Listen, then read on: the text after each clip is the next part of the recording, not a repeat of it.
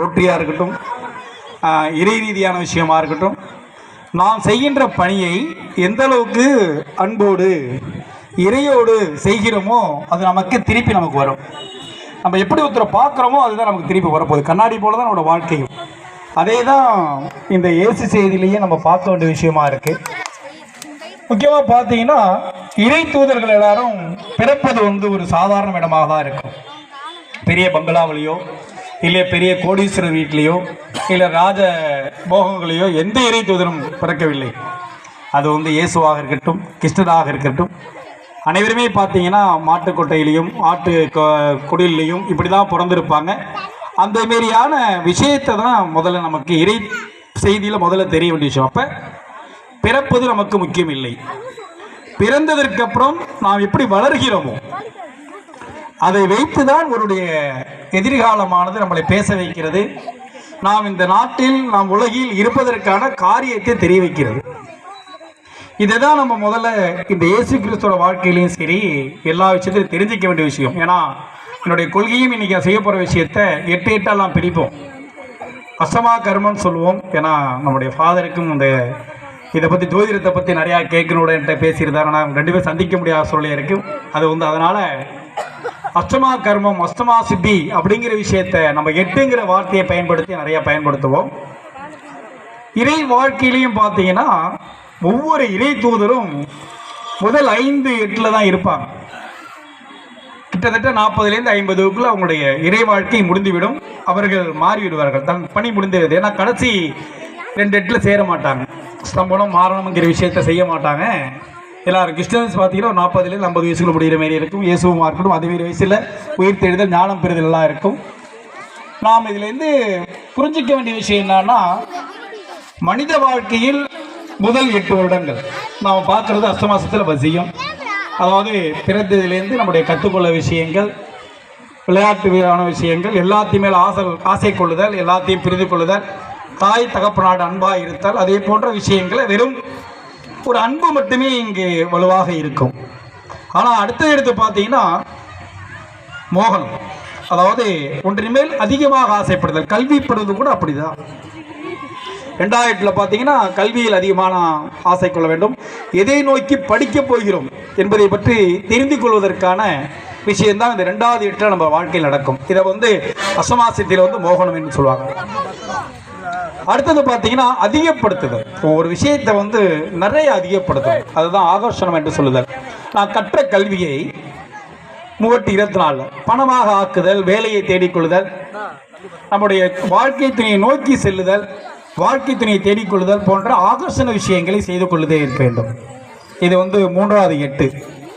4வது 8 எடுத்து பார்த்தீங்கன்னா உச்சாடனம். அந்த உச்சாடனம் அப்படிங்கிறது பார்த்தீங்கன்னா சரியாக ஒரு விஷயத்தை செய்யணும். ஒரு விஷயத்தை செஞ்சிட்டோம்னா, ஒரு வேலைக்கு போயிட்டோம்னா அந்த வேலையை மிகச் சரியாக ஆழ்மனதோடு அதை நோக்கிய பயணத்தோடு செல்ல வேண்டும். ஒரு ஆசிரியர் இருக்காங்கன்னா இந்த 32 வயசுக்குள்ள அந்த ஆசிரியர் பணிக்குள்ள வந்தால் மட்டுமே இந்த ஆசிரியர் பணி ஜெயிக்க முடியும். ஒரு இறைப்பணியாக இருந்தாலும் 32 வயசுக்குள்ள வரணும். 32 வயசுக்கு மேலே எந்த வித்தைக்கு போனாலும், எந்த வேலைக்கு போனாலும், எந்த வித்தையை தெரிந்து கொண்டிருந்தாலும் அது அவங்களுக்கு முழுமையான பலன் தராது.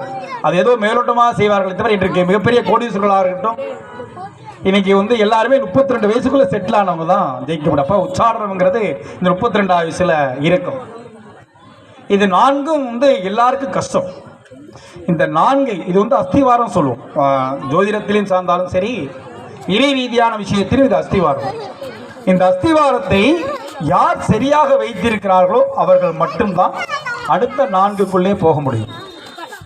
இந்த அஸ்திவாரத்தில் நம்ம நிறைய தவறுகள் செய்து விளையாடுற இடத்துல விளையாடாமல், திருமண நேரத்தில் திருமணம் செய்து கொள்ளாமல், வாழ்க்கையை தேடிக்கொள்ளுற இடத்தில் வியாபார ரீதியான விஷயங்களையும் உத்தியோகத்தை தேடிக்கொள்ளும் விஷயத்திலையும் அதை சரிப்படுத்திக் கொள்ள முடியாமல், தேடுதலில் நிலையாக இருப்பது இல்லாமல் இருந்து விட்டேமே. ஆனால் அடுத்த 4 விஷயம் கஷ்டமாக இருக்கும்.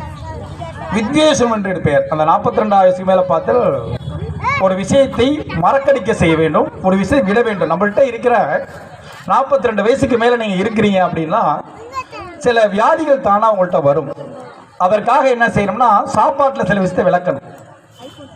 இதுதான் சாப்பிடணும். 40 வயசு வரைக்கும் இதனால் நீங்கள் சாப்பிட்டுக்கலாம். 40வது வயசுக்கு மேலே பார்த்தீங்கன்னா சாப்பாட்டில் சில விஷயங்களை விளக்கணும். அதிக உரப்பு, அதிக காரம், அதிக புளிப்பு இதெல்லாம் சேர்க்காமல் இருந்துட்டிங்கன்னா நமக்குள்ள ஆயுள் அதிகமாக இருக்கும்.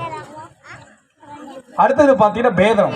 அது வந்து சாதாரணமாகவே மறதி அதிகமாக கொடுக்கும். இந்த 42லேருந்து 50 வயசு அந்த வயசுல பார்த்தீங்கன்னா 48 வயசுல ஒரு மறதி சார்ந்த விஷயங்கள் அதிகமாக வரும்.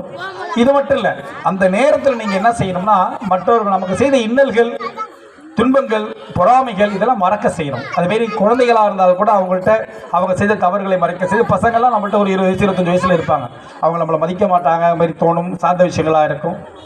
இதெல்லாம் நம்ம வந்து மறக்க தெரிந்து கொள்ள வேண்டும். இதெல்லாம் தெரிந்து கொண்டால் அடுத்த 2 ஸ்தம்பனம், நம்முடைய ஆயுளை நிலைநிறுத்துதல். அந்த ஸ்தம்பனங்கிற வார்த்தை பார்த்தீங்கன்னா அதுக்கு மேலே நீங்கள் சம்பாதிக்க முடியாது. சம்பாதித்தை வந்து நிலைநிறுத்தி விட்டு இது போதும் என்ற மனதோடு இருந்துவிட்டு நாம் ஒரு செட்டில்டுங்கிற விஷயத்துக்குள்ளே போயிடுவோம். இது வந்து இறை ரீதியாக நம்மளால் முடிந்த பணிகளை செய்கிற விஷயத்தை செய்யணும். கடைசியாக மாறணும். அந்த 64வதுல வந்து மாறணுங்கிறது இது இறை வாழ்க்கையிலையும் சரி இல்ல வாழ்க்கையில் கிடைக்கிற விஷயம்.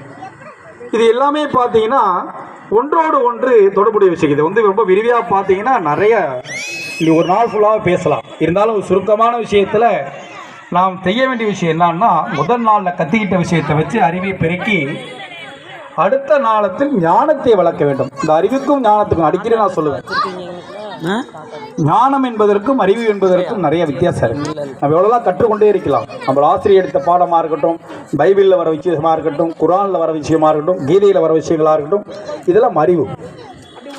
அந்த அறிவை பயன்படுத்தி நாம் என்ன செய்ய வேண்டும் என்பதை நம் 6வது அறிவு இருக்கு இல்லையா, அது நமக்கு செய்து கொடுக்கும். இந்த 6வது அறிவு தான் ஞானம். இயேசு கிறிஸ்துவும் சரி மற்ற எல்லா மத போதகர்களும் செய்கிற ஒரே விஷயம் ஞானத்தை